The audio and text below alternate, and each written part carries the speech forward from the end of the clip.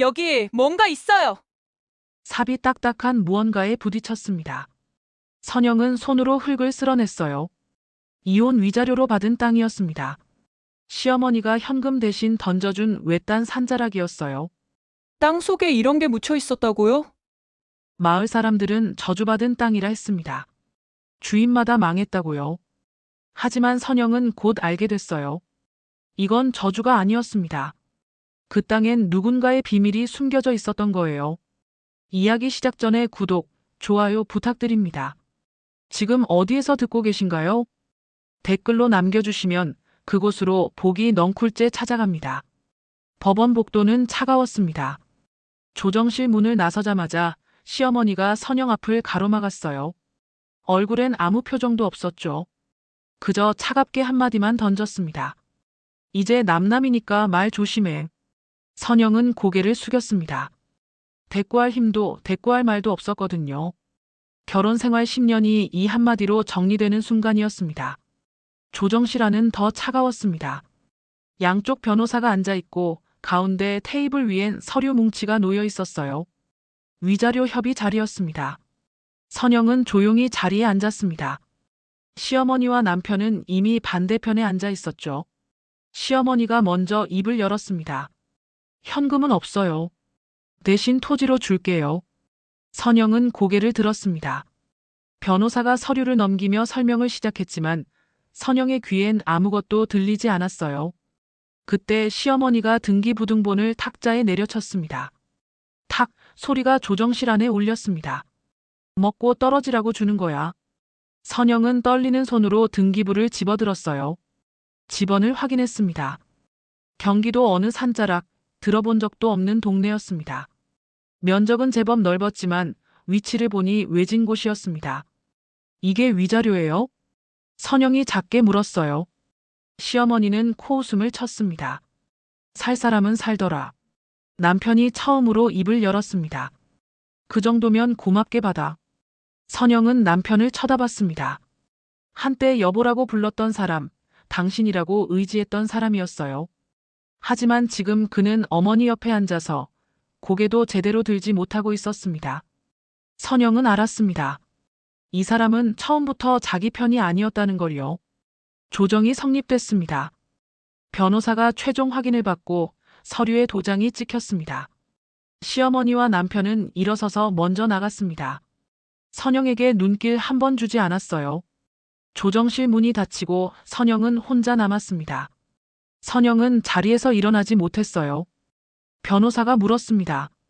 괜찮으세요? 선영은 고개를 저었습니다. 괜찮을 리가 없었죠. 하지만 물어야 할 게 있었습니다. 변호사님, 이게 정상인가요? 현금도 아니고 땅을. 변호사는 잠시 망설이더니 대답했습니다. 합법입니다. 위자료 지급 방식은 협의에 따르니까요. 선영은 더 이상 묻지 않았습니다. 합법이라는 말이 위로가 될 리 없었으니까요. 선영은 천천히 조정실을 나왔습니다. 법원 밖 벤치에 앉았습니다. 햇빛이 따뜻했지만 선영은 춥기만 했어요. 손에 든 등기부등본을 다시 펼쳤습니다. 집원을 다시 확인했습니다. 산속 어딘가 사람도 없을 것 같은 곳이었어요. 선영은 핸드폰을 꺼내 통장 잔액을 확인했어요. 10만 원도 안 남았습니다. 선영은 등기부를 접었어요. 그리고 중얼거렸습니다. 쫓겨난 게 맞구나. 법원 앞 사거리에 차들이 지나갔습니다. 사람들이 오갔습니다. 모두 자기 인생을 살고 있었습니다. 선영만 멈춰 있었어요. 아무것도 없이 외딴 땅 한 조각만 들고 쫓겨난 며느리였습니다. 선영은 벤치에서 일어났습니다. 갈 곳은 없었지만 앉아만 있을 수도 없었어요. 등기부를 가방에 넣고 천천히 걸었습니다. 뒤돌아보지 않았습니다. 뒤에 남은 건 이미 끝난 인생이었으니까요. 며칠이 지났습니다. 선영은 등기부를 펼쳐놓고 땅의 위치를 확인했습니다. 팔아야 했습니다. 당장 생활비가 필요했으니까요. 선영은 집원을 손에 젓고 그 땅을 찾아가기로 했습니다. 버스를 2번 갈아타고 마을 입구에 내렸습니다. 작은 시골 마을이었습니다. 논과 밭 사이로 낡은 집들이 듬성듬성 보였습니다.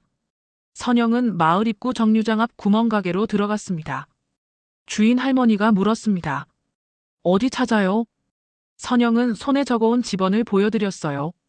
할머니는 종이를 받아들고 눈을 가늘게 떴습니다. 그리고 얼굴이 굳었습니다. 왜 하필 거길? 할머니의 목소리가 낮아졌어요. 선영은 어리둥절했습니다. 제가 받은 땅인데요. 위자료로요. 선영이 말했습니다. 할머니는 아무 말도 하지 않았어요. 그저 고개를 저을 뿐이었습니다. 선영은 불안했지만 일단 그 땅을 보기로 했어요. 할머니가 가르쳐준 방향으로 걸었습니다.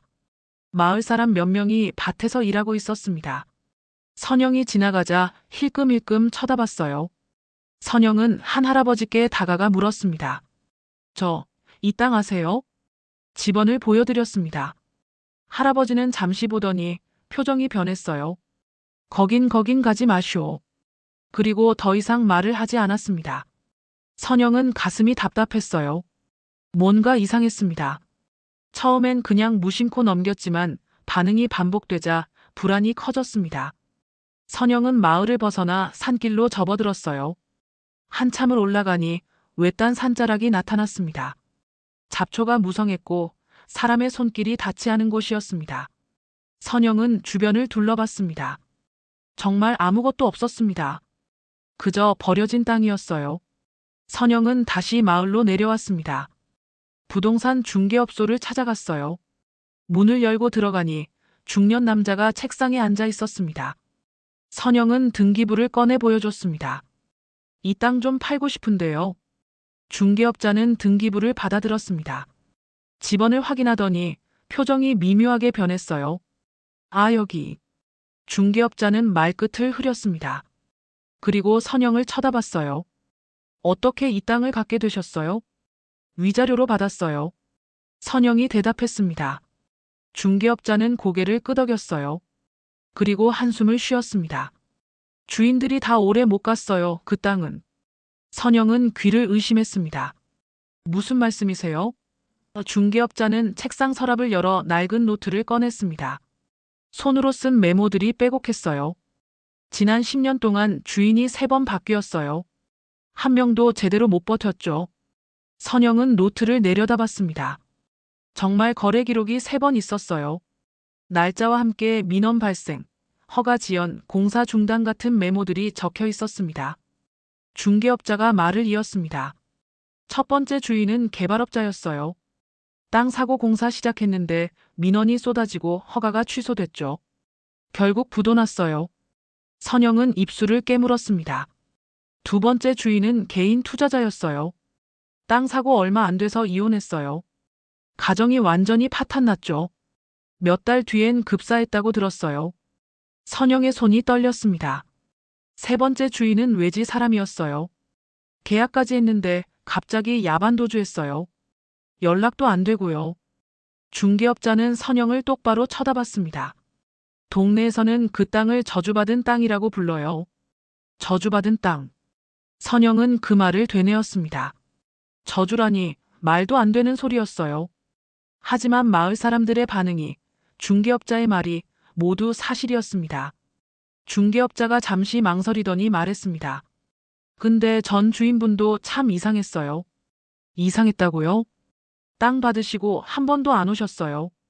그냥 묵혀두기만 하셨죠. 선영은 귀를 기울였습니다. 그분도 어디서 빚 대신 받으신 땅이라던데 받자마자 손도 안 대시더라고요. 빚 대신 받은 땅. 그리고 묵혀둔 땅. 선영은 무언가 이상하다는 생각이 들었습니다. 그럼 왜 팔지도 않고 그냥 갖고 계셨을까요? 중개업자가 고개를 저었습니다. 그건 저도 모르죠. 아무튼 이상한 땅이에요. 그래도 팔아드릴게요. 중개업자가 말했어요. 수수료는 보통보다 좀 더 받아야 할 것 같은데 괜찮으시죠? 선영은 고개를 끄덕였습니다. 선택의 여지가 없었습니다. 선영은 중개업소를 나왔습니다. 차에 올라타 핸드폰을 꺼냈습니다. 인터넷에 그 땅 집원을 검색했습니다. 구체적인 정보는 나오지 않았어요. 최근 뉴스도 없었습니다. 선영은 핸드폰을 내려놓았습니다. 그때 문자가 왔습니다. 시어머니였습니다. 땅 팔아서 생활비 쓰면 되겠네. 선영은 핸드폰을 꺼버렸습니다. 시동을 걸고 마을을 벗어났어요. 백미러로 마을이 멀어지는 걸 봤습니다. 저주받은 땅. 그 말이 머릿속을 떠나지 않았습니다.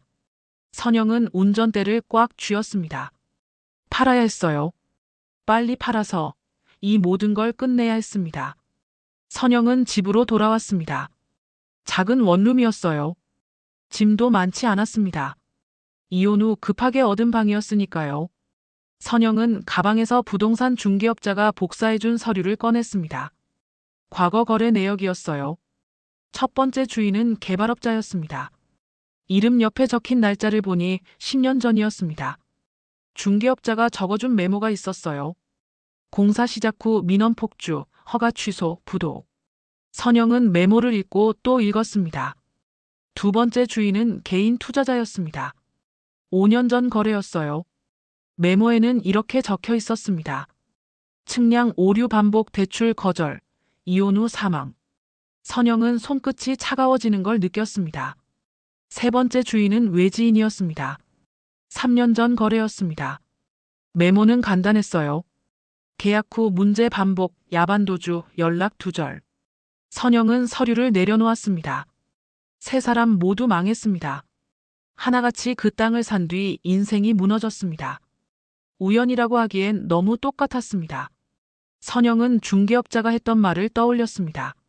세 주인 다 공사 도중 똑같은 말 했대요. 지하에 뭔가 있다고. 지하에 뭔가 있다. 선영은 그 말을 되뇌었어요. 그런데 확인하려고만 하면 사고나 민원으로 중단됐다고 했습니다. 이상했어요. 너무 이상했습니다. 선영은 서류를 다시 펼쳤습니다. 두 번째 주인의 이혼 날짜를 확인했어요. 그리고 메모에 적힌 공사 중단 통보 날짜를 봤습니다. 같은 날이었습니다. 정확히 같은 날이었어요. 선영은 등골이 서늘했습니다. 선영은 핸드폰을 꺼냈어요. 중개업자에게 전화를 걸었습니다.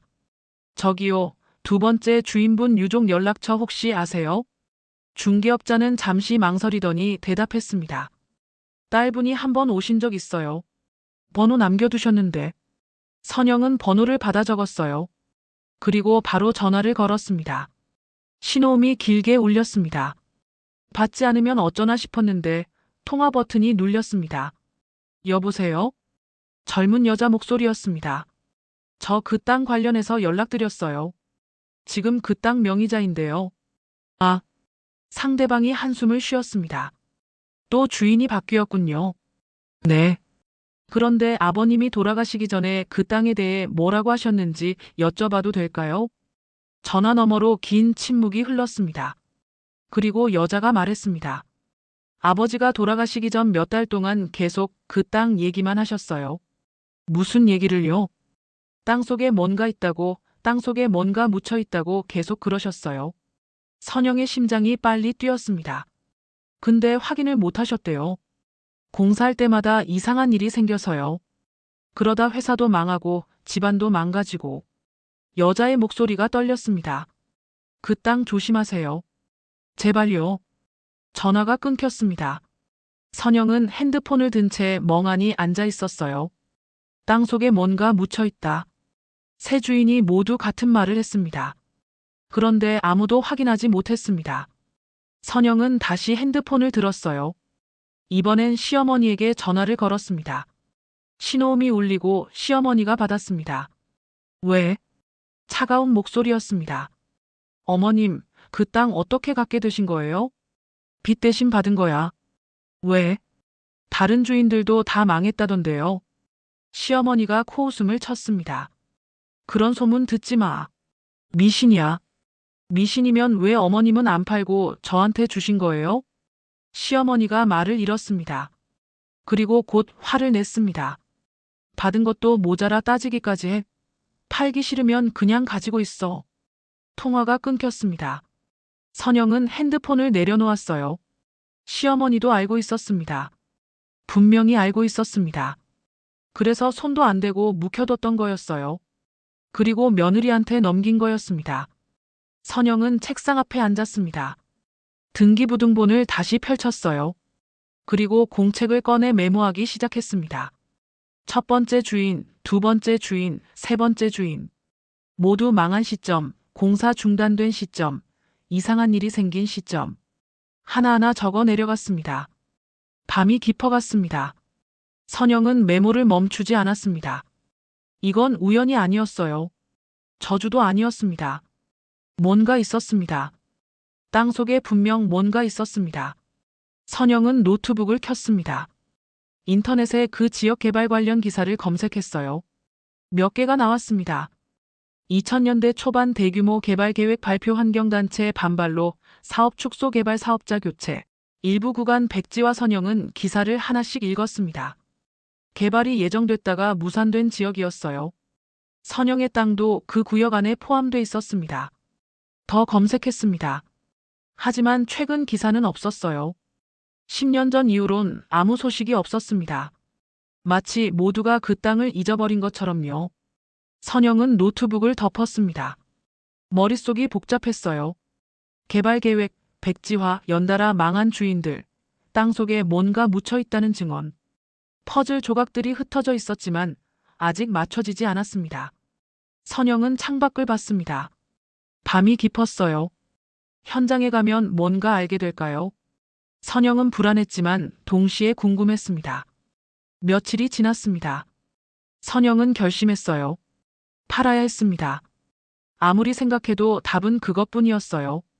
생계가 달린 문제였으니까요. 선영은 부동산 중개업자에게 전화를 걸었습니다. 땅 측량부터 해야 할 것 같아요. 기사님 소개해 주실 수 있나요? 중개업자는 흔쾌히 측량 기사를 연결해 줬습니다. 박현수라는 사람이었어요. 목소리는 차분했습니다. 선영은 약속을 잡았습니다. 이틀 뒤 현장에서 만나기로 했습니다. 약속 당일, 선영은 일찍 집을 나섰습니다. 차를 몰고 마을로 향했어요. 박현수도 자기 차로 온다고 했습니다. 장비가 있어서 따로 이동하는 게 편하다고 했죠. 마을 입구에 도착했습니다. 약속 장소는 마을회관 앞이었어요. 박현수는 이미 와 있었습니다. 40대 중반쯤 돼 보이는 남자였습니다. 작업복을 입고 트럭 옆에 서 있었어요. 김선영 씨 맞으시죠? 네, 수고스럽게 나와주셔서 감사합니다. 선영이 인사했습니다. 박현수는 웃으며 고개를 끄덕였어요. 그럼 제가 먼저 올라가 있을게요. 따라오시면 됩니다. 박현수가 트럭에 올라탔습니다. 선영도 자기 차에 올라탔어요. 두 차량은 천천히 마을을 지나 산길로 접어들었습니다. 마을을 벗어나려는 순간이었습니다. 길가에 노인 한 분이 서 계셨어요. 선영의 차를 보더니 손을 흔들었습니다. 선영은 차를 멈췄습니다. 창문을 내렸어요. 거기 가지 마시오. 노인이 말했습니다. 얼굴엔 걱정이 가득했어요. 저 제 땅인데요. 선영이 조심스럽게 대답했습니다. 노인은 고개를 저었습니다. 그래도 가지 마시오. 거긴 안 돼요.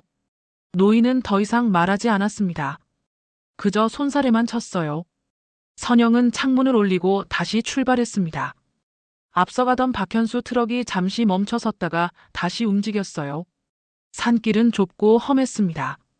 한참을 올라가니 외딴 산자락이 나타났어요. 박현수가 트럭을 세웠습니다. 선영도 옆에 차를 댔어요. 두 사람은 차에서 내렸습니다. 아까 그 어르신 뭐라고 하셨어요? 박현수가 물었습니다. 가지 말라고 하셨어요.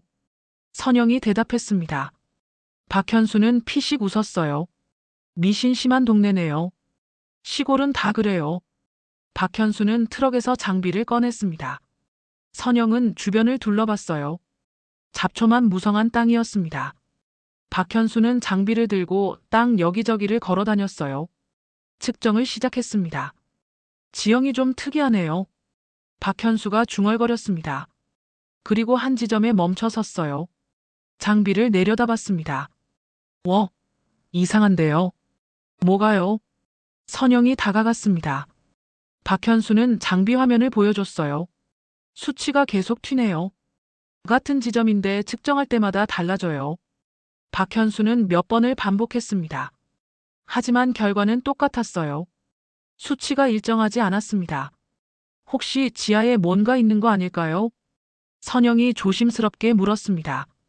박현수는 고개를 끄덕였어요. 그럴 가능성이 높아요. 인공 구조물이 있으면 이렇게 나와요. 인공 구조물.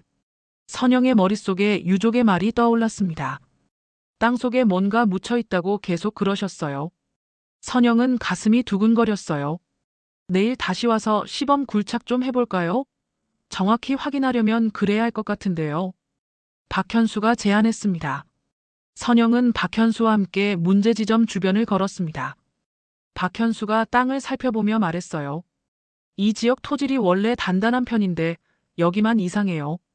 인위적으로 뭔가 묻은 것 같아요. 얼마나 깊이 파야 할까요? 선영이 물었습니다. 박현수는 계산기를 꺼냈어요. 장비 반응으로 보면 지하 2m에서 3m 사이일 것 같은데요.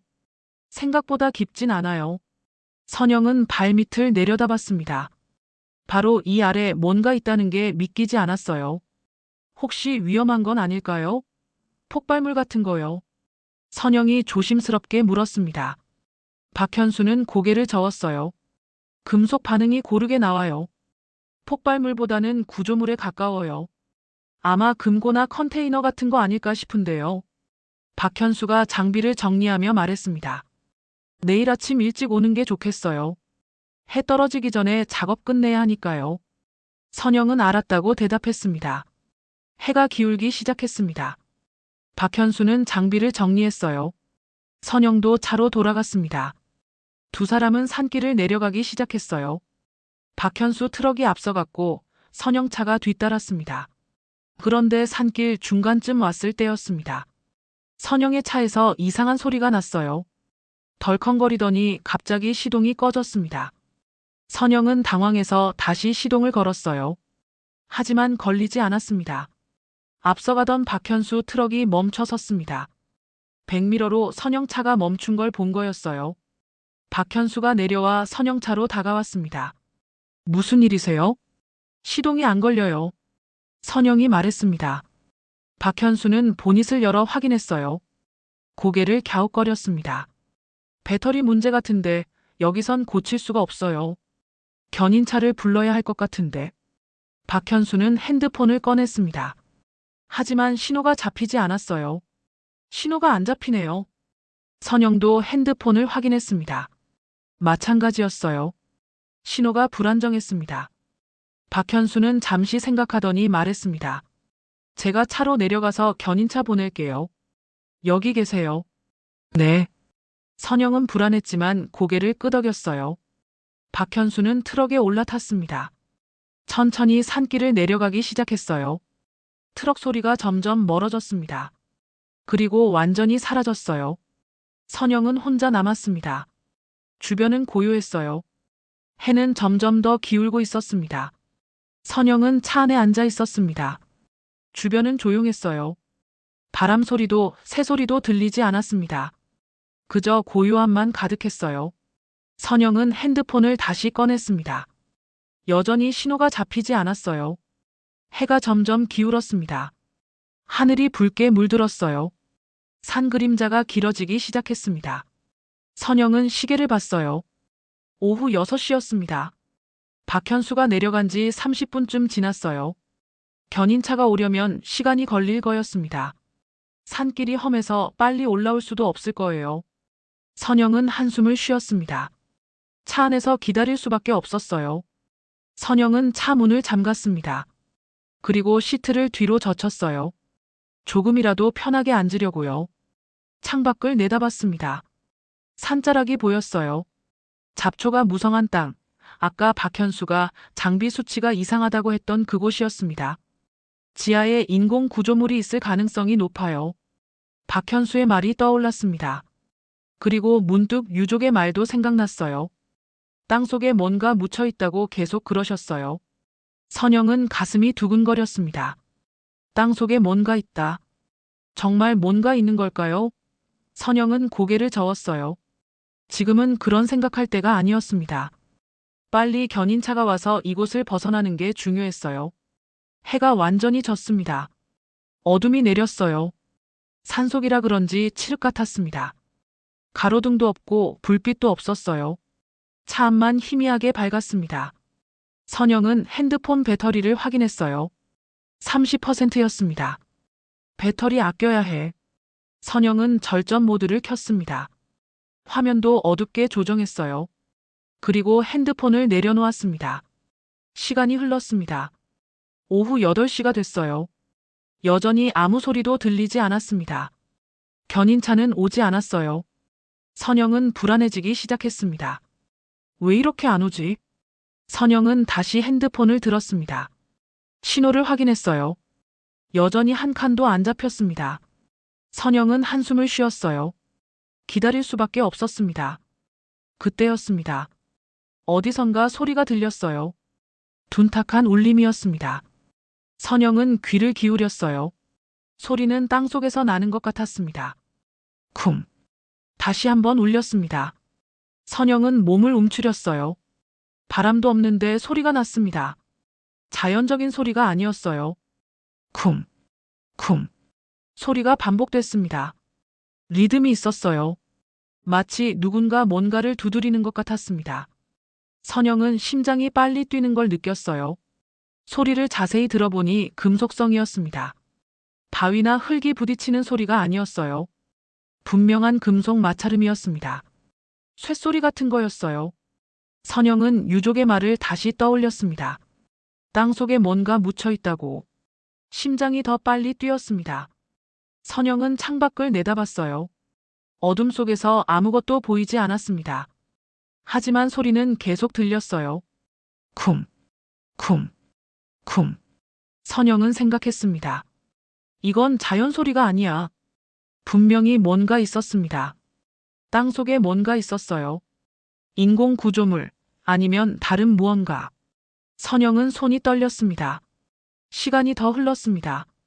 오후 10시가 됐어요. 소리는 여전히 계속됐습니다. 그런데 갑자기 멀리서 불빛이 보였어요. 선영은 몸을 일으켰습니다. 견인차다. 선영은 안도했습니다. 하지만 불빛은 깜빡이더니 사라졌어요. 선영은 눈을 비볐습니다. 다시 봤지만 아무것도 보이지 않았어요. 착각인가? 선영은 헤드라이트를 켰습니다. 앞이 환하게 밝혀졌어요. 하지만 아무도 없었습니다. 선영은 헤드라이트를 껐어요. 배터리를 아껴야 했으니까요. 헤드라이트를 끄자 소리가 더 선명하게 들렸습니다. 쿵, 쿵, 쿵. 규칙적이었어요. 마치 신호 같았습니다.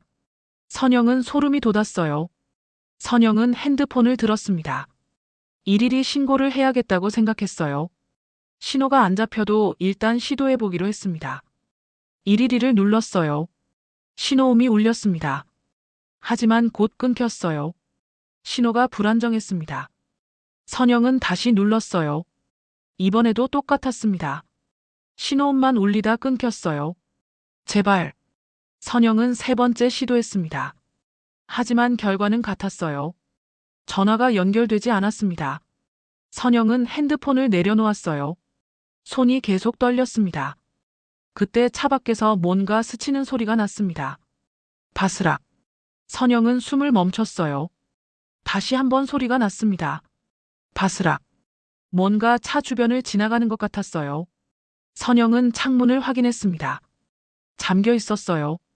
문도 확인했습니다. 모두 잠겨 있었어요. 선영은 핸들을 움켜쥐었습니다. 소리는 차 뒤쪽으로 이동했습니다. 바스락. 바스락.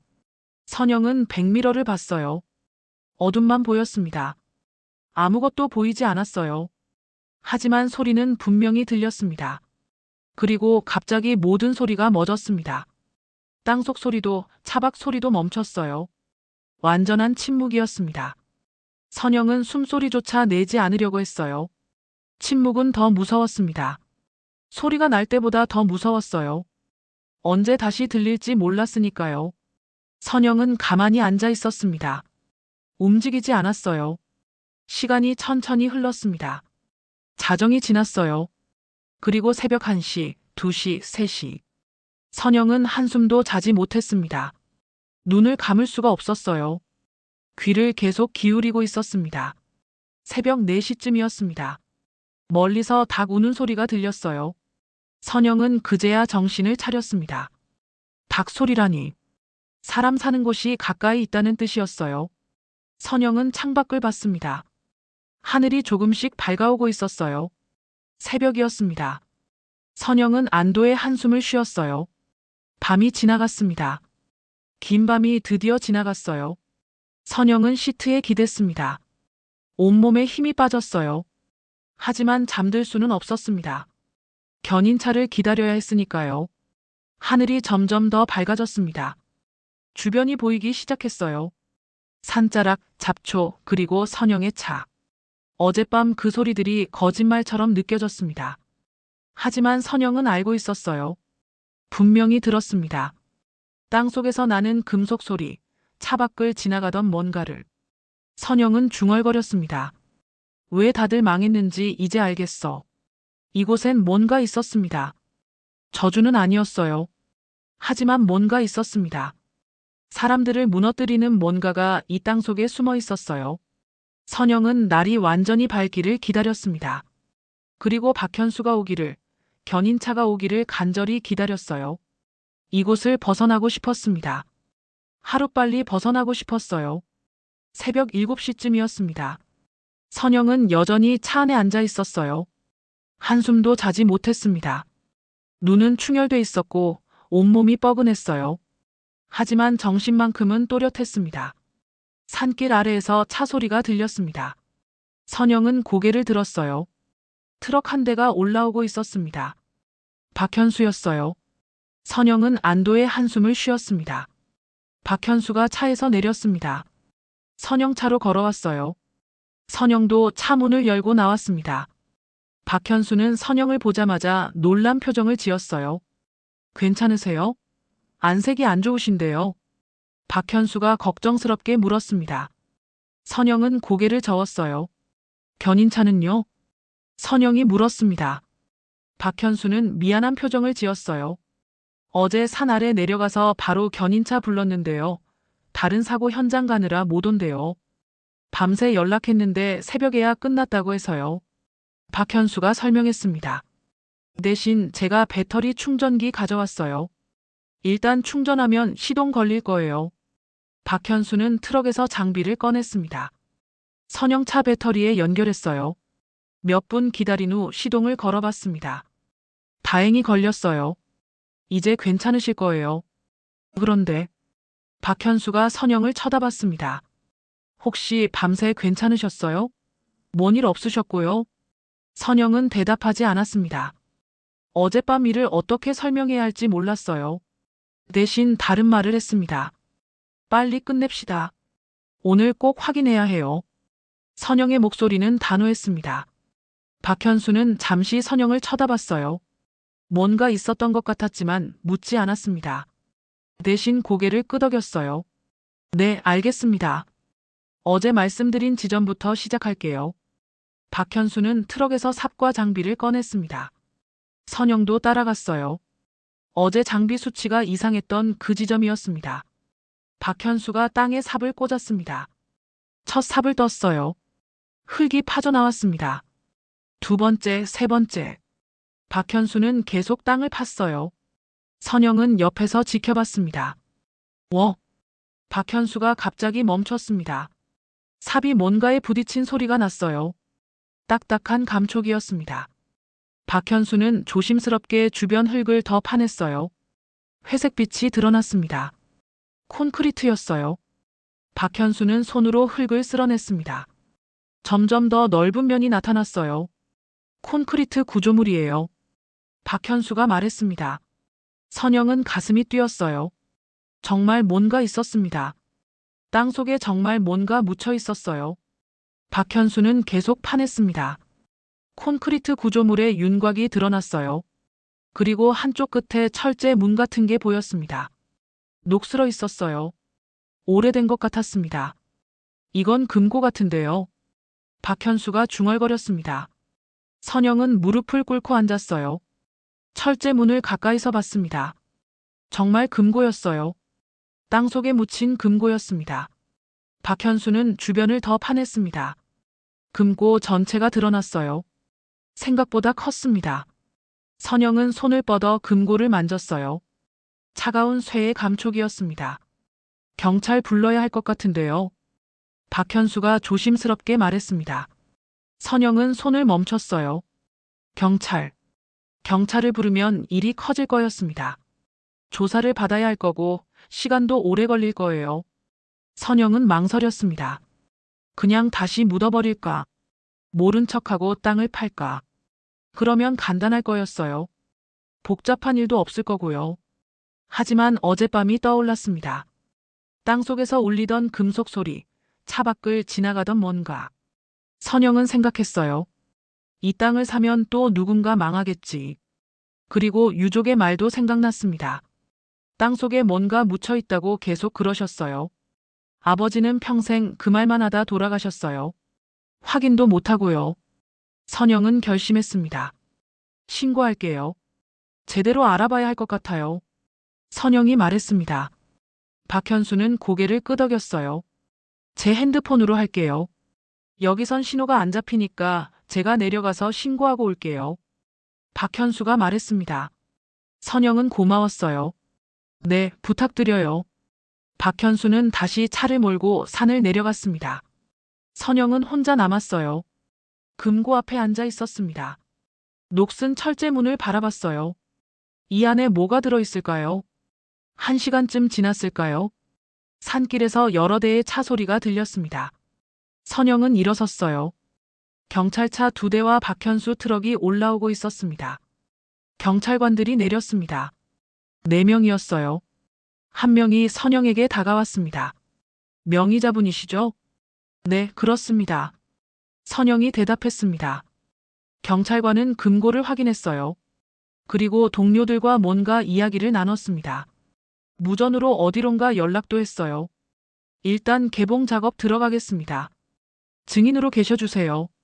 경찰관이 말했습니다. 선영은 고개를 끄덕였어요. 경찰관들은 장비를 꺼냈습니다. 금고 문을 열기 시작했어요. 녹이 많이 슬어서 쉽지 않았습니다. 경찰관들은 조심스럽게 작업했어요. 삐걱. 금속 마찰음이 났습니다. 선영은 어젯밤 들었던 소리를 떠올렸어요. 그 소리와 비슷했습니다. 선영은 소름이 돋았어요. 어젯밤 땅속에서 들렸던 게 바로 이 소리였을까요? 한참이 지나서 건문이 열렸습니다. 경찰관들이 안을 들여다봤어요. 그런데 놀라운 일이 벌어졌습니다. 안에 또 문이 있네요. 경찰관이 말했습니다. 선영도 가까이 다가가 봤어요. 정말 안쪽에 또 하나의 잠금 장치가 있었습니다. 이중으로 만들어진 거였어요. 이건 계획적으로 만든 거예요. 아무나 못 열게요. 경찰관이 중얼거렸습니다. 동료와 눈빛을 나눴어요. 뭔가 심상치 않다는 표정이었습니다. 경찰관들은 안쪽 문도 열기 시작했습니다. 더 조심스러웠어요. 시간이 더 걸렸습니다. 선영은 숨을 죽이고 지켜봤어요. 심장이 빨리 뛰었습니다. 삐걱, 끽. 안쪽 문도 열렸습니다. 경찰관들이 손전등을 비췄어요. 선영도 목을 빼고 안을 들여다봤습니다. 금고 안에는 여러 개의 서류 봉투가 있었습니다. 가지런히 정리돼 있었어요. 연도별로 라벨이 붙어 있었습니다.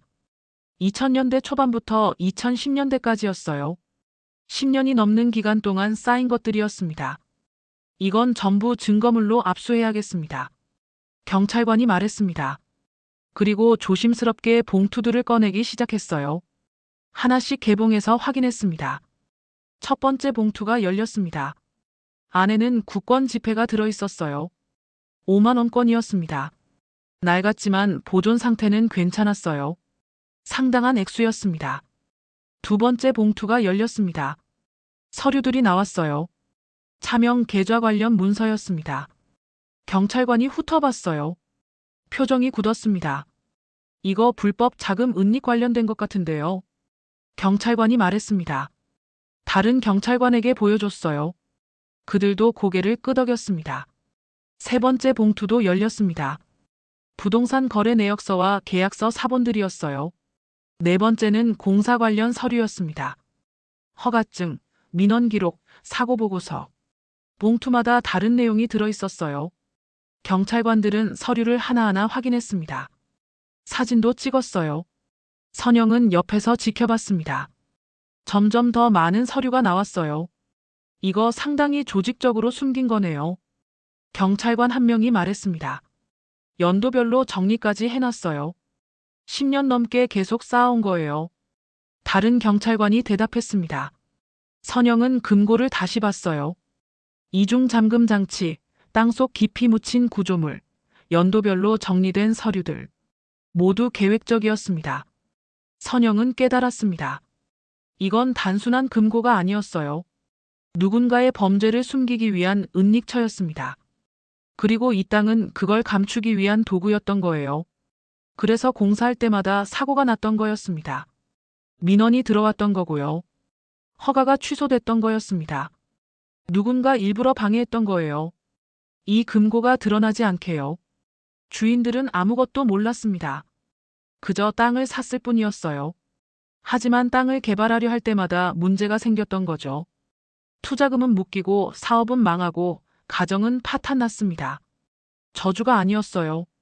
사람이 만든 일이었습니다. 선영은 금고 안 서류들을 내려다봤습니다. 그리고 중얼거렸어요. 이 땅에서 돈이 나온 게 아니었어. 경찰관들이 선영을 쳐다봤습니다. 선영은 다시 말했어요. 사람 인생이 묻혀 있었던 거야. 경찰관들은 아무 말도 하지 않았습니다. 하지만 표정만으로 알 수 있었어요. 선영의 말이 맞다는 걸요. 명의자분께 나중에 연락드리겠습니다. 조사에 협조해 주셔야 할 것 같습니다. 경찰관이 말했습니다. 선영은 고개를 끄덕였어요. 네, 그렇게 하겠습니다. 경찰관들은 증거물을 챙겼습니다. 큰 박스 여러 개에 담았어요. 현장을 꼼꼼히 기록했습니다. 사진도 수십 장 찍었어요. 선영은 옆에서 지켜봤습니다. 모든 게 끝났을 때는 오후였습니다. 경찰차들이 증거물을 싣고 떠났어요. 박현수도 인사하고 내려갔습니다. 선영만 남았어요. 선영은 다시 금고를 봤습니다. 텅 빈 금고였어요. 하지만 이제 알았습니다. 여기 뭐가 있었는지, 왜 사람들이 망했는지요. 저주가 아니었습니다. 진실을 숨기려는 누군가가 있었던 거예요. 선영은 차에 올라탔습니다. 시동을 걸었어요. 천천히 산을 내려갔습니다. 마을을 지날 때 사람들이 쳐다봤어요. 경찰차가 올라갔다 내려왔으니까요. 선영은 집으로 돌아왔습니다. 방문을 닫고 침대에 누웠어요. 온몸에 힘이 풀렸습니다. 하지만 잠은 오지 않았어요. 다음 날 아침이었습니다. 선영은 출근하려고 현관문을 열었어요. 그런데 발밑에 뭔가 있었습니다. 봉투였어요. 이름도 주소도 없는 흰 봉투였습니다. 선영은 봉투를 집어들었어요. 안을 열어봤습니다. 종이 한 장이 들어있었어요. 인쇄된 글씨였습니다. 더 이상 건드리지 마세요. 선영은 손이 떨렸습니다. 누가 보낸 걸까요? 언제 놓고 간 걸까요? 선영은 주변을 둘러봤어요. 아무도 없었습니다. 그날 오후였습니다. 선영은 차를 타려고 지하 주차장에 내려갔어요. 차에 다가갔는데 이상했습니다. 타이어가 기울어져 있었어요. 펑크였습니다. 4개 타이어 중 2개가 바람이 빠져 있었어요. 선영은 주저앉았습니다. 우연일까요? 아니었어요. 분명히 누군가 일부러 한 거였습니다. 선영은 핸드폰을 꺼냈어요. 112에 신고하려다 멈췄습니다. 증거가 있나요? CCTV를 확인해 봐야 했어요. 선영은 관리실로 갔습니다. CCTV 좀 확인할 수 있을까요? 관리실 직원이 물었습니다. 무슨 일 있으세요? 차 타이어에 이상이 생겨서요. 직원은 CCTV 화면을 돌려봤습니다. 새벽 3시쯤이었어요. 검은 옷을 입은 사람이 선영 차에 다가갔습니다. 얼굴은 모자와 마스크로 가려져 있었어요. 그 사람은 타이어 쪽에 뭔가를 했습니다. 그리고 사라졌어요. 신고하시겠어요? 직원이 물었습니다. 선영은 잠시 망설였어요. 신고하면 복잡해질 거였습니다. 하지만 이건 분명한 협박이었어요. 영상 파일 좀 주세요. 제가 직접 신고할게요. 선영은 파일을 받았습니다. 그리고 집으로 올라갔어요. 그날 밤 선영은 잠들 수 없었습니다. 협박 쪽지, 펑크난 타이어. 누군가 선영을 지켜보고 있었어요. 선영을 막으려 하고 있었습니다. 과거 주인들이 떠올랐습니다. 그들도 이런 일을 겪었을까요? 아니, 더 심한 일을 겪었을 거예요. 그래서 망한 거였습니다. 선영은 결심했습니다. 물러서지 않기로요. 이건 시작일 뿐이었어요. 더 심한 일이 생길 수도 있었습니다. 하지만 선영은 멈추지 않을 거였어요. 이틀이 지났습니다. 마을에선 이미 소문이 퍼진 것 같았어요. 핸드폰이 울렸습니다. 모르는 번호들이었어요. 선영은 받지 않았습니다. 그날 저녁 핸드폰이 또 울렸습니다. 이번엔 시어머니였습니다. 선영은 잠시 망설였습니다. 받아야 할까요? 하지만 언젠간 받아야 할 전화였어요. 선영은 통화 버튼을 눌렀습니다. 여보세요. 선영이 조용히 말했습니다. 전화 너머로 시어머니 목소리가 들렸어요. 평소와 달랐습니다. 다급했어요. 선영 씨, 그 딱 말이야. 시어머니가 먼저 말을 꺼냈습니다. 선영은 아무 대꾸도 하지 않았어요. 시어머니가 말을 이었습니다. 그거 원래 우리 집 재산이었어. 네가 함부로 건드릴 게 아니야. 선영은 웃음이 나왔습니다. 원래 우리 집 재산? 위자료라며 던져줬으면서요. 선영은 침착하게 대답했습니다. 위자료로 주신 거 아니었나요? 먹고 떨어지라고요. 그건. 시어머니가 말을 더듬었습니다. 선영은 문득 생각났어요. 예전에 변호사가 해준 조언이었습니다. 통화는 늘 녹음해 두세요. 선영은 재빨리 녹음 버튼을 눌렀습니다. 어머님, 무슨 일이세요? 갑자기 전화하셔서요. 선영이 차분하게 물었습니다. 시어머니는 한숨을 쉬었어요. 경찰이 갔다며? 땅에서 뭐가 나왔다며? 역시 소문이 퍼진 거였습니다. 선영은 대답했어요. 네, 금고가 나왔어요. 불법 자금 관련된 것 같다고 하더라고요. 전화 너머로 숨소리가 거칠어졌습니다. 시어머니는 잠시 침묵하더니 말했어요. 괜히 일 키우지 마. 그냥 우리한테 넘겨. 선영은 귀를 의심했습니다. 넘기라고요? 위자료로 준 땅을요? 무슨 말씀이세요? 제 명의로 된 땅인데요. 선영이 말했습니다. 시어머니 목소리가 높아졌어요. 명의가 중요한 게 아니야. 그 땅은 원래 우리 거였다고. 그럼 처음부터 왜 저한테 주셨어요? 선영이 물었습니다. 시어머니는 대답하지 못했어요. 선영은 알고 있었습니다. 뭔가 숨기고 있다는 걸요. 그때 전화가 끊겼습니다. 선영은 핸드폰을 내려다봤어요. 녹음은 잘 됐습니다. 선영은 파일을 저장했어요. 10분쯤 지났을까요? 핸드폰이 또 울렸습니다. 이번엔 남편이었어요. 아니, 전 남편이었습니다. 선영은 받았어요. 여보세요. 나야. 남편의 목소리였습니다. 어색했어요. 이혼한 뒤 처음 듣는 목소리였습니다. 무슨 일이에요? 선영이 물었습니다. 남편은 한숨을 쉬었어요. 엄마 말 좀 들어. 괜히 복잡하게 만들지 말고. 선영은 어이가 없었습니다. 여전히 어머니 뒤에 숨는 사람이었어요. 무슨 말씀이세요? 제가 뭘 복잡하게 만들었는데요? 땅에서 뭐가 나왔다며? 그거 경찰한테 신고했다며? 금고가 나왔으니까 신고한 거예요. 당연한 거 아닌가요? 선영이 대답했습니다. 남편은 답답하다는 듯 말했어요. 그냥 넘어갈 수도 있었잖아. 왜 굳이 신고를 해? 선영은 화가 났습니다. 이 사람은 여전히 아무것도 모르고 있었어요. 아니, 모른 척하고 있었습니다. 당신 그 땅에 대해 뭘 알고 있어요? 선영이 물었습니다. 남편은 잠시 말이 없었어요.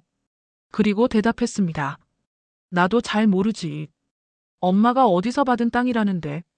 거짓말이었습니다. 선영은 알 수 있었어요. 목소리가 떨리고 있었으니까요. 왜요? 숨길 게 있나요? 선영이 다시 물었습니다. 남편은 목소리를 높였어요. 무슨 소리야? 우리가 뭘 숨겨? 그럼 왜 이렇게 난리세요? 그냥 두면 되잖아요.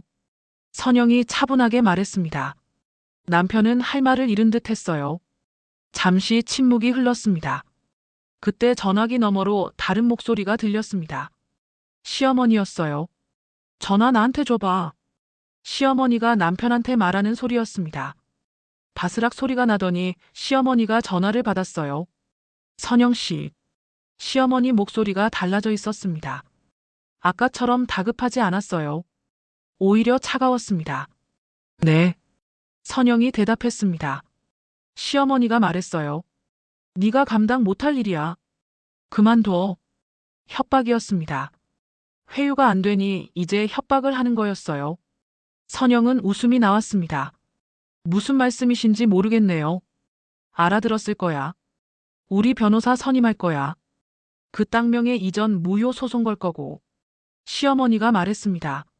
선영은 놀라지 않았어요. 예상했던 일이었습니다. 그러세요. 저도 변호사랑 상담하겠어요.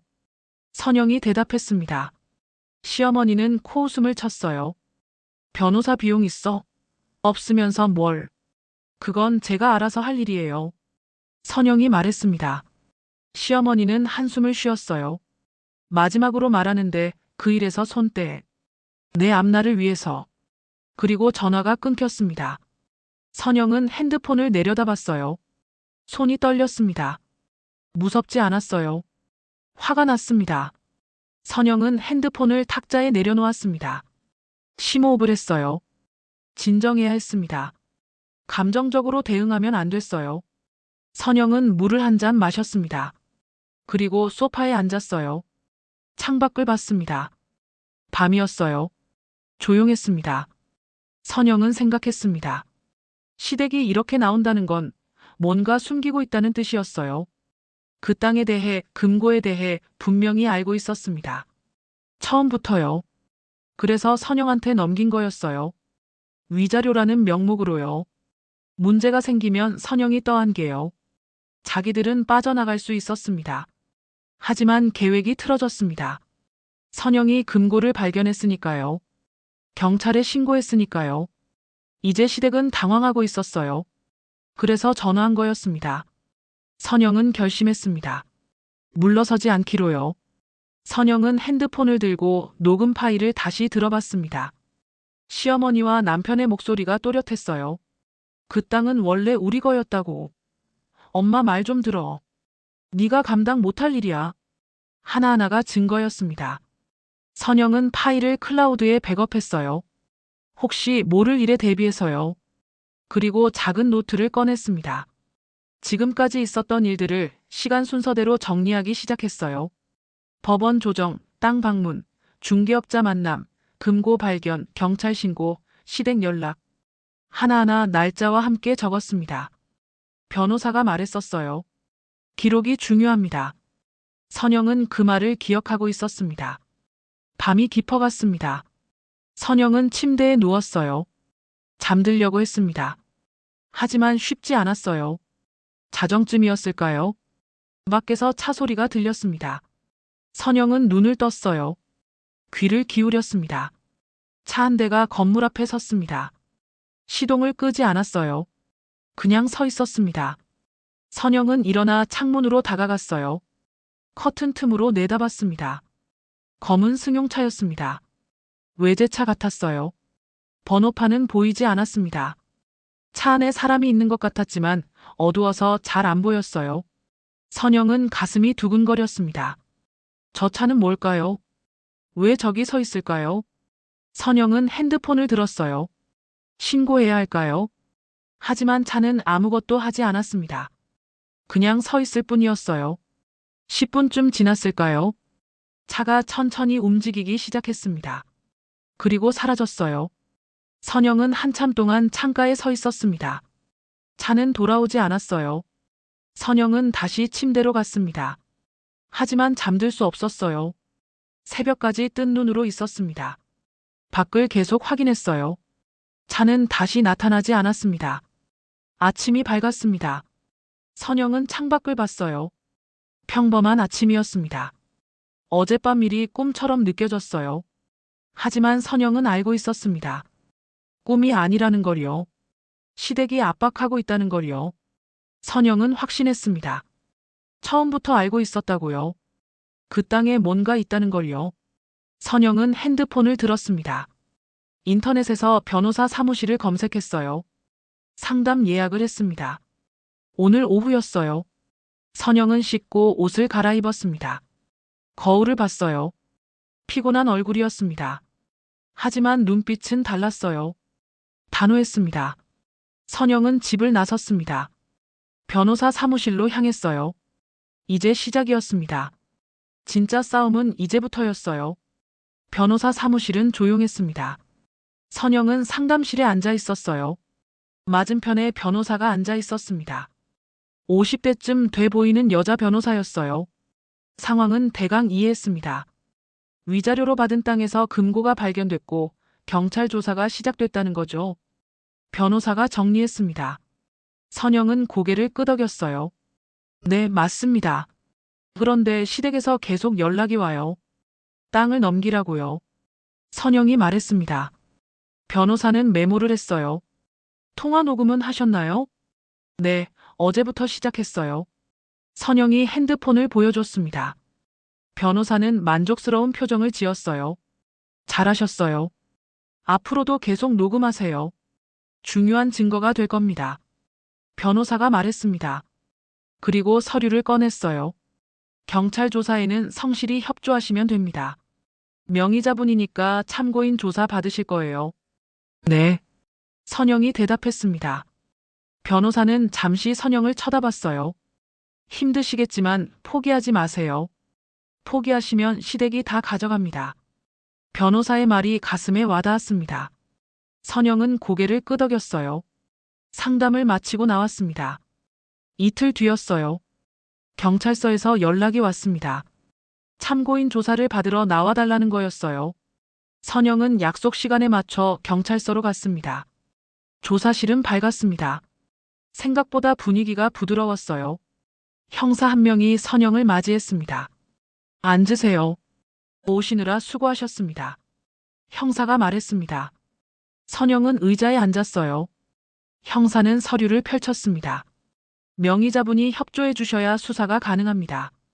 땅이 선영 씨 명의로 돼 있으니까요. 형사가 설명했습니다. 선영은 알아들었어요. 네, 협조하겠습니다. 좋습니다. 그럼 몇 가지 여쭤보겠습니다. 형사는 질문을 시작했어요. 땅을 언제 받았는지, 어떤 경위로 받았는지, 금고 발견 과정은 어땠는지. 선영은 하나하나 성실히 대답했습니다. 1시간쯤 지났을까요? 조사가 끝났어요. 형사는 서류를 정리하며 말했습니다. 수사 결과 나오면 연락드리겠습니다. 시일이 좀 걸릴 수 있어요. 네, 알겠습니다. 선영이 대답했습니다. 형사는 잠시 망설이더니 물었어요. 혹시 전 명의자분들, 그러니까 시댁 쪽에서 압박 같은 거 없으세요? 선영은 놀랐습니다. 어떻게 알았을까요? 형사는 선영 표정을 보고 알아챈 듯 했어요. 있으시면 바로 말씀하세요. 수사 방해로 처리할 수 있으니까요. 아직은 전화만 몇 번 왔어요. 선영이 조심스럽게 말했습니다. 형사는 고개를 끄덕였어요. 녹음 잘해두시고 이상한 일 있으면 바로 연락 주세요. 선영은 경찰서를 나왔습니다. 집으로 돌아오는 길이었어요. 버스 안에서 창밖을 봤습니다. 사람들이 오가고 있었어요. 평범한 일상이었습니다. 선영은 생각했습니다. 그냥 포기하면 편할까요? 시댁이 원하는 대로 땅을 넘기면 이 모든 게 끝날 거예요. 조사도 압박도 걱정도 없어질 겁니다. 하지만 변호사 말이 떠올랐습니다. 포기하시면 시댁이 다 가져갑니다. 그리고 유족의 목소리도 들렸어요. 그 땅 조심하세요. 제발요. 선영은 결심했습니다. 끝까지 가기로요. 집으로 돌아오는 버스 안에서 선영은 창밖을 봤습니다. 거리의 사람들은 모두 평범한 일상을 살고 있었어요.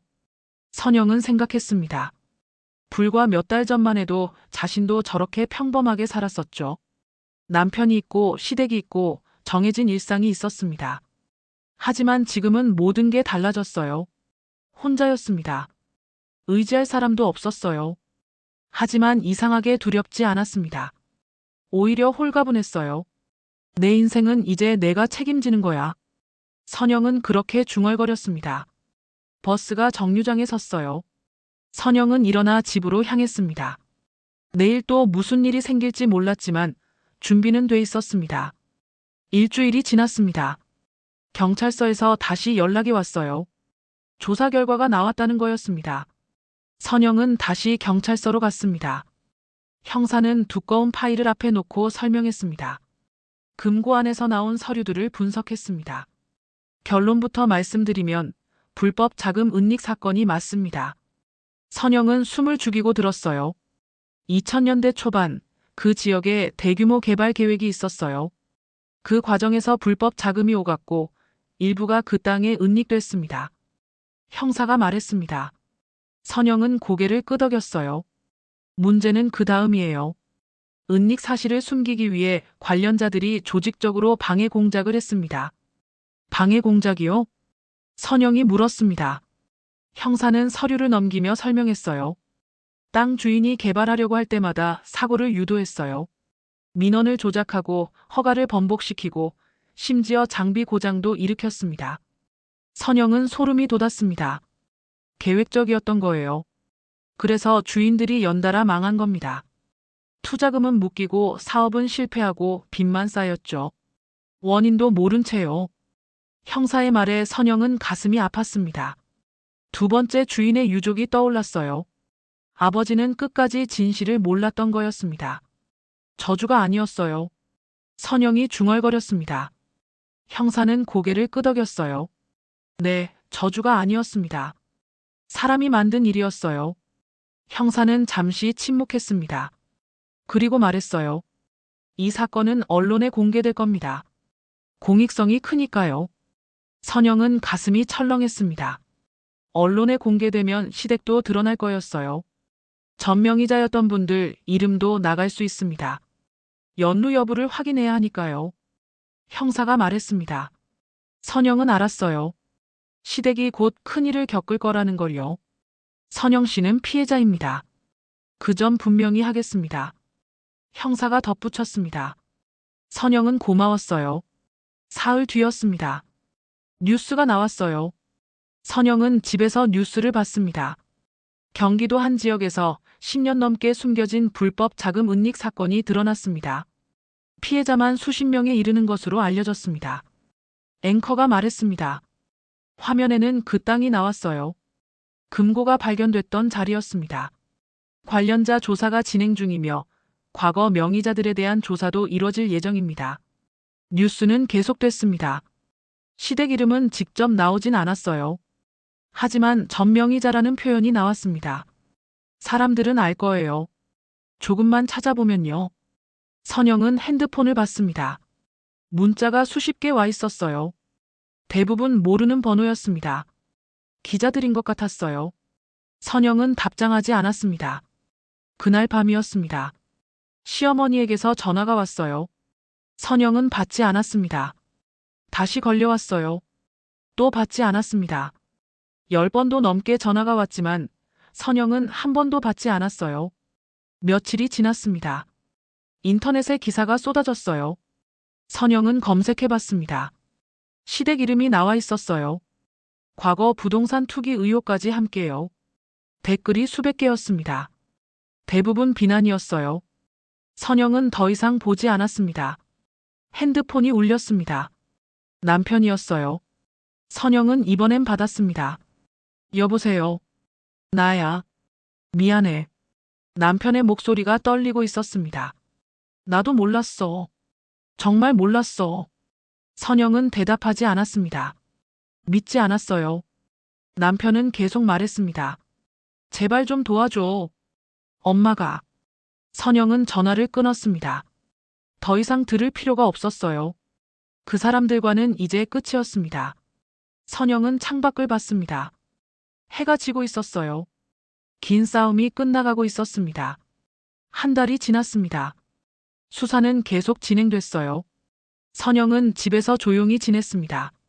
가끔 변호사와 통화했고 경찰서에서 연락 오면 협조했어요. 어느 날 오후였습니다. 변호사에게서 전화가 왔어요. 선영 씨, 좋은 소식 있어요.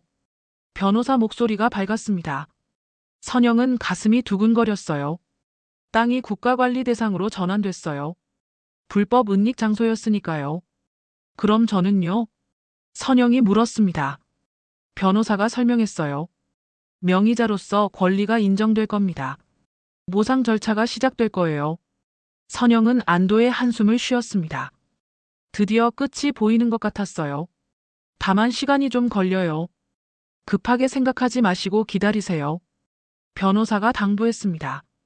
선영은 알았어요. 오래 기다려왔는데 조금 더 기다릴 수 있었습니다. 그날 저녁 뉴스가 나왔습니다. 선영은 텔레비전을 켰어요. 불법 자금 은닉 사건 관련 토지가 국가관리 대상으로 전환됐습니다. 형사 수사는 계속 진행 중이며 관련자들에 대한 조사가 확대되고 있습니다. 앵커가 말했습니다. 화면엔 그 땅이 나왔어요. 펜스가 쳐져 있었습니다. 출입금지 표지판도 세워져 있었어요. 과거 명의자들의 거래 내역도 정밀 조사 중입니다. 뉴스는 이어졌습니다. 선영은 화면을 가만히 봤어요. 며칠 뒤였습니다. 마을에 갈 일이 생겼어요. 부동산 중개업자가 서류에 도장이 필요하다고 연락했거든요. 선영은 차를 몰고 마을로 갔습니다. 마을 입구에 도착했습니다. 예전에 손살에 치던 노인이 보였어요. 선영은 인사를 하려다 멈췄습니다. 노인이 먼저 다가왔어요. 아가씨, 그동안 고생 많았소. 노인이 말했습니다. 선영은 놀랐어요. 예전과 달랐습니다. 뉴스 봤소. 참 대단하시오. 노인이 웃었습니다. 선영은 어색하게 웃으며 고개를 숙였어요. 부동산 중개업소로 갔습니다. 문을 열고 들어가자 중개업자가 일어섰어요. 어서 오세요, 선영 씨. 예전엔 그냥 어서 오세요였는데 이젠 이름을 불렀습니다. 존댓말도 더 정중해졌어요. 앉으세요. 차 드릴까요? 중개업자가 물었습니다. 선영은 손사래를 쳤어요. 괜찮아요. 서류만 처리하면 돼요. 네네, 여기 도장만 찍으시면 됩니다. 중개업자는 서류를 내밀었습니다. 선영은 확인하고 도장을 찍었어요. 중개업자가 말했습니다. 그동안 힘드셨죠? 저희도 처음엔 몰랐어요. 그 땅에 그런 일이 있었는지. 중개업자 목소리엔 미안함이 묻어났습니다. 괜찮아요. 이제 다 끝나가는 것 같아요. 선영이 대답했습니다. 중개업자는 고개를 끄덕였어요. 밖으로 나왔습니다. 마을 사람 몇 명이 밭에서 일하고 있었어요. 선영을 보더니 손을 흔들었습니다. 예전엔 피하던 사람들이었어요. 한 할머니가 다가왔습니다. 선영 씨, 처음엔 오해했어요. 미안해요. 할머니가 말했습니다. 선영은 괜찮다고 손을 저었어요. 저희도 무서워서 그랬어요. 그 땅 때문에 사람들이 망하는 걸 봤으니까요. 이해해요. 저도 무서웠어요. 선영이 솔직하게 말했습니다. 할머니는 선영 손을 잡았어요. 잘하셨어요. 진실을 밝혀주셔서 고마워요. 선영은 뭉클했습니다. 사람들이 이제 거기라고 부르지 않았어요. 선영 씨 땅이라고도 하지 않았습니다. 그냥 그 유명한 땅이라고 불렀어요. 집으로 돌아오는 길이었습니다. 핸드폰이 울렸어요. 형사였습니다. 선영 씨, 오늘 참고인 조사가 있었어요. 누구요? 전 시어머니분이요. 형사가 말했습니다. 선영은 숨을 멈췄어요. 어떻게 됐어요? 몰랐다고 주장하셨는데 증거가 나왔어요. 과거 거래 내역 보니까 알고 계셨던 것 같아요. 형사가 설명했습니다. 임명에 받으실 때 불법 은닉 의혹이 있었거든요. 그래서 헐값에 받으신 거고요. 그럼 알고 계셨다는 거네요? 선영이 물었습니다. 형사는 고개를 끄덕였어요. 뭔가 문제 있는 땅이라는 건 아셨던 것 같아요. 근데 금고가 실제로 있는지, 안에 뭐가 있는지까지는 모르셨던 것 같고요. 그래서 그냥 묵혀두셨던 거죠. 선영은 이해했습니다. 시어머니는 문제 있는 땅이라는 것만 알았던 거예요. 그래서 손도 안 대고 팔지도 못하고 결국 선영한테 떠넘긴 거였습니다. 근데 금고가 발견되고 언론에 나가니까 이제 자기들도 연루될 수 있다는 걸 깨달으신 거예요. 그래서 급하게 회수하려고 하신 거고요. 선영은 알고 있었습니다. 역시 시어머니는 알고 있었던 거예요. 내일 뉴스에 나올 겁니다. 참고인 조사 장면이요. 형사가 말했습니다. 선영은 감사하다고 인사하고 전화를 끊었어요. 다음 날 저녁이었습니다. 선영은 텔레비전을 켰어요. 뉴스 시간이었습니다. 불법 자금 은닉 사건 관련 과거 명의자들에 대한 조사가 진행됐습니다. 앵커가 말했습니다. 화면이 바뀌었어요. 경찰서 앞이었습니다. 시어머니가 나오고 있었어요. 기자들이 몰려들었습니다. 은닉 사실을 알고 계셨습니까? 며느리에게 땅을 넘긴 이유가 뭡니까? 과거 부동산 거래 의혹에 대해 해명해 주십시오. 질문이 쏟아졌습니다. 시어머니는 고개를 숙인 채 차에 올라탔어요. 얼굴이 화면에 잡혔습니다. 수척했어요. 예전의 당당함은 사라져 있었습니다. 뉴스는 이어졌습니다. 해당 가족은 과거에도 여러 차례 부동산 투기 의혹이 있었던 것으로 드러났습니다. 화면에 과거 기사들이 나왔어요. 오래전 일들이었습니다. 선영은 몰랐던 일들이었어요. 여론은 급격히 악화되고 있으며 사회적 지탄을 받고 있습니다. 앵커가 마무리했습니다. 선영은 텔레비전을 껐어요. 감정이 복잡했습니다. 시원하지 않았어요. 그렇다고 미안하지도 않았습니다. 그저 씁쓸했어요. 일주일이 더 지났습니다. 인터넷엔 기사가 계속 올라왔어요. 시댁은 점점 더 궁지에 몰렸습니다. 사업도 영향을 받았어요. 거래처가 끊어졌다는 소문도 들렸습니다. 선영은 더 이상 기사를 찾아보지 않았습니다. 필요 없었어요. 이미 끝난 일이었으니까요. 어느 날 오후였습니다. 핸드폰이 울렸어요. 남편이었습니다. 선영은 화면을 봤어요. 받을까 말까 고민했습니다. 결국 받지 않았습니다. 남편은 계속 전화를 걸었어요. 한 번, 두 번, 세 번. 선영은 받지 않았습니다. 문자가 왔습니다. 제발 한 번만 받아줘. 할 말이 있어. 선영은 문자를 지웠습니다. 더 이상 할 말이 없었어요. 저녁이 됐습니다. 남편은 전화를 그만뒀어요. 선영은 창밖을 봤습니다. 해가 지고 있었어요. 선영은 생각했습니다. 이제 정말 끝났구나. 시댁과의 인연도 그 사람과의 인연도 모두 끝났어요. 핸드폰이 다시 울렸습니다. 이번엔 변호사였어요. 선영 씨, 보상 절차 시작됐어요. 서류 보내드릴게요.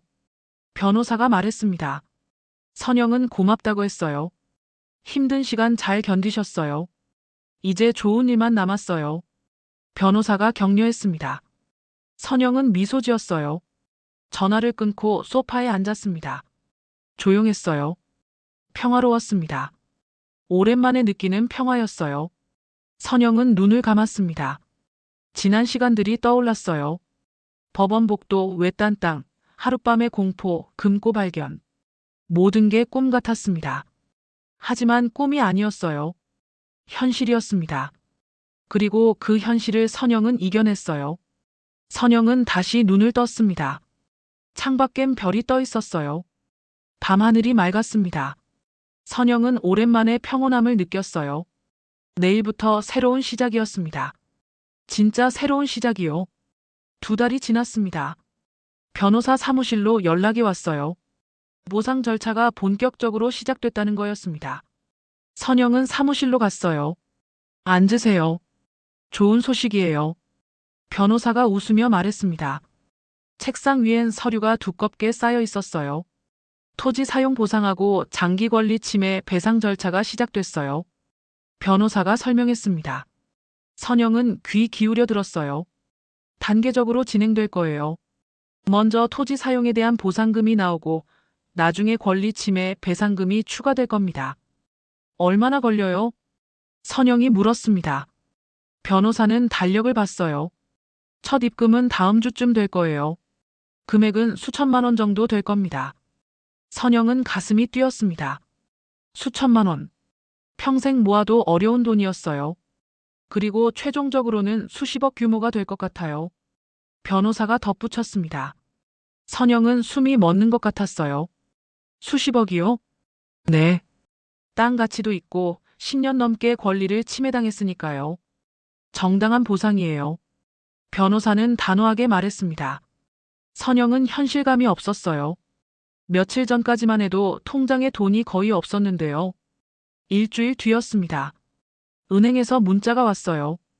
입금 알림이었습니다. 선영은 손을 떨며 통장을 확인했어요. 5,800만 원. 숫자를 보고 또 봤습니다. 잘못 본 게 아니었어요. 정말 5,800만 원이 들어와 있었습니다. 선영은 주저앉았습니다. 눈물이 났어요. 기쁨의 눈물이었습니다. 지난 시간이 주마등처럼 지나갔어요. 법원복도, 쫓겨나던 날, 외딴 땅, 하룻밤의 공포. 모든 게 이 순간을 위한 거였던 것 같았습니다. 선영은 한참을 울었습니다. 그리고 얼굴을 닦았어요. 변호사에게 전화를 걸었습니다. 입금 확인했어요. 정말 감사합니다. 축하드려요, 선영 씨. 앞으로 더 좋은 일만 있을 거예요. 변호사가 진심으로 말했습니다. 한 달이 더 지났습니다. 두 번째 입금이 있었어요. 이번엔 더 큰 금액이었습니다. 1억이 넘었어요. 선영은 이제 익숙해졌습니다. 놀라지 않았어요. 대신 계획을 세웠습니다. 먼저 할 일이 있었습니다. 선영은 과거 주인의 유족에게 연락했어요. 두 번째 주인의 딸이었습니다. 저예요. 그 땅 명의자였던 사람이요. 선영이 말했습니다. 전화 너머로 놀라는 기척이 들렸어요. 아, 뉴스에서 봤어요. 대단하시더라고요. 유족이 말했습니다. 선영은 본론을 꺼냈어요. 제가 보상금을 받게 됐어요. 그래서 아버님께 조금이나마 위로금을 드리고 싶어요. 네. 그럴 필요 없어요. 저희 땅도 아니었는데요. 유족이 황급히 말했습니다. 하지만 선영은 단호했어요. 아버님이 평생 고생하신 거잖아요. 그 땅 때문에요. 받아주세요. 선영은 1,000만 원을 보냈습니다. 유족은 한참을 망설이다 받았어요. 통화를 끝내며 유족이 말했습니다. 선영 씨, 정말 고마워요. 아버지도 하늘에서 기뻐하실 거예요. 선영은 마음이 편해졌습니다. 며칠 뒤 선영은 첫 번째 주인 유족도 찾아봤습니다. 부도로 세상을 떠난 개발업자의 아들이었어요. 연락처를 알아내기까지 시간이 걸렸지만 결국 통화할 수 있었습니다. 아버지 일로 연락드렸어요. 선영이 조심스럽게 말했습니다. 상대방은 경계하는 목소리였어요. 무슨 일이시죠? 그 땅 때문에 고생하신 거 알아요. 제가 보상금을 받게 됐는데 조금이나마 위로금을 드리고 싶어요. 긴 침묵이 흘렀습니다. 그리고 상대방이 말했어요. 아버지는 그 땅 때문에 돌아가셨어요. 빚에 시달리다가 심장마비로요. 저는 그때 고등학생이었어요. 목소리가 떨렸습니다. 진실이 밝혀졌다는 뉴스 봤어요. 아버지 잘못이 아니었다는 걸 알게 돼서 감사했어요. 선영은 500만 원을 보냈습니다. 많은 금액은 아니었지만 마음이었어요. 세 번째 주인은 연락조차 닿지 않았지만 선영은 그 몫도 따로 준비해뒀습니다. 언젠가 나타나면 전해주려고요. 그렇게 과거를 정리하고 나니 선영은 비로소 앞을 볼 수 있었습니다. 석 달이 지났습니다. 최종 보상금이 확정됐어요. 총액은 40억이 넘었습니다. 변호사 말대로였어요. 선영은 이제 부자가 됐습니다. 하지만 선영은 조용히 살았어요. 사치하지 않았습니다. 먼저 작은 사무실을 하나 얻었어요. 앞으로 뭘 할지 고민하기 위해서였습니다. 어느 날 마을에 갔습니다. 인사할 사람들이 있었어요. 마을 입구에 도착하니 사람들이 반갑게 맞아줬습니다. 선영 씨, 오랜만이에요. 예전에 손살에 치던 할아버지였습니다. 이젠 웃으며 손을 흔들었어요. 요즘 어떻게 지내세요? 할아버지가 물었습니다. 선영은 잘 지낸다고 대답했어요. 부동산 중개업소에 들렀습니다. 중개업자는 선영을 보자 벌떡 일어섰어요. 어서 오세요, 선영 씨. 예전보다 훨씬 공손했습니다. 중개업자는 명함을 꺼냈어요. 혹시 나중에 부동산 일 있으시면 연락 주세요. 성심껏 도와드리겠습니다. 완전히 존댓말이었어요. 선영은 명함을 받았습니다. 웃으며 고맙다고 했어요. 마을 사람들은 이제 그 땅을 거기라고 부르지 않았습니다. 그 유명한 땅이라고 불렀어요. 저주받은 땅이라는 말은 완전히 사라졌습니다. 선영은 마을을 떠나며 생각했습니다. 사람들이 변한 게 아니라 진실이 밝혀진 거라고요. 그날 오후 박현수에게서 전화가 왔어요. 선영 씨, 잘 지내시죠? 박현수 목소리였습니다. 가끔 안부 전화를 했어요. 네, 잘 지내요. 박 기사님은요? 저도 잘 지내요. 그때 일 생각하면 아직도 신기해요. 박현수가 웃었습니다. 선영도 웃었어요. 정말 신기한 일이었습니다. 나중에 시간 되면 식사라도 해요. 선영이 말했습니다. 박현수는 좋다고 했어요. 시간이 더 흘렀습니다. 선영은 시댁과 완전히 연락을 끊었어요. 번호도 차단했습니다. 이혼 서류도 모두 정리했어요. 법적으로도 완전히 남남이 됐습니다. 어느 날 선영은 부동산을 둘러봤습니다. 이제 집을 살 수 있었어요. 여러 곳을 보다가 마음에 드는 아파트를 찾았습니다. 신축이었어요. 햇빛이 잘 들었습니다. 계약했습니다. 일주일 뒤 열쇠를 받았어요. 선영은 새 아파트에 섰습니다. 넓었어요. 창문으로 보이는 풍경도 좋았습니다. 선영은 창가에 섰습니다. 햇빛이 얼굴에 닿았어요. 따뜻했습니다. 선영은 미소 지었어요. 지난 일들이 떠올랐습니다. 쫓겨나던 날, 저주받은 땅이라는 소문, 하룻밤의 공포, 금고 발견, 시댁의 압박. 모든 게 힘들었지만 이겨냈습니다. 선영은 중얼거렸습니다. 저주는 없었어요. 창밖을 봤습니다. 하늘이 맑았어요. 진실을 숨긴 사람들이 있었을 뿐이에요. 선영의 목소리는 차분했습니다. 분노도 슬픔도 없었어요. 그저 담담했습니다. 사람들은 저주라고 했습니다. 귀신 나오는 땅이라고 했어요. 하지만 진실은 달랐습니다. 사람이 만든 일이었어요. 욕심이 만든 비극이었습니다. 그 비극은 이제 끝났습니다. 선영이 끝냈어요.